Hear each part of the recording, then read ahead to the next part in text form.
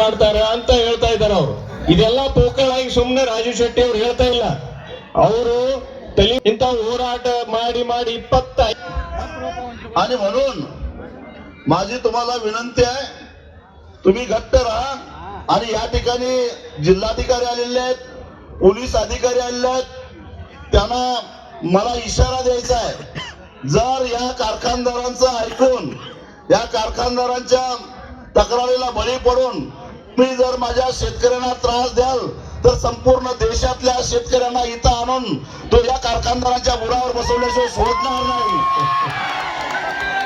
ಅವ್ರು ಹೇಳ್ತಾರೆ, ಇಲ್ಲಿ ಯಾರಾದ್ರೂ ರೈತರು ತಮ್ಮ ರಾಷ್ಟ್ರ ಬೇಡಿಕೆ ಬೇಡ್ತಾ ಇದ್ದಾರೆ, ಅವ್ರು ಬೆಳೆದ ಬೆಳೆಗೆ ಬೇಡಿಕೆ ಬೇಡ್ತಾ ಇದ್ದಾರೆ, ಅದನ್ನೆಲ್ಲಾದ್ರೂ ಹತ್ತಿಕ್ಕುವ ದಬಾವ ತಂತ್ರದಿಂದ ಏನಾದ್ರೂ ಹತ್ತಿಕ್ಕುವ ಪ್ರಯತ್ನ ಆದ್ರೆ ಇಡೀ ದೇಶ, ಮಹಾರಾಷ್ಟ್ರ ಕರ್ನಾಟಕ ಅಲ್ಲ, ಇಡೀ ದೇಶದ ರೈತರನ್ನು ತಂದು ಇಲ್ಲಿ ಗುರ್ಲಾಪುರ ಕ್ರಾಸ್ದಾಗ ಕೊಂಡಿಸಿದ್ದೇನೆ ಅಂತ ಹೇಳ್ತಾರೆ. ವಿಶೇಷವಾದ ಧನ್ಯವಾದ ಸರ್.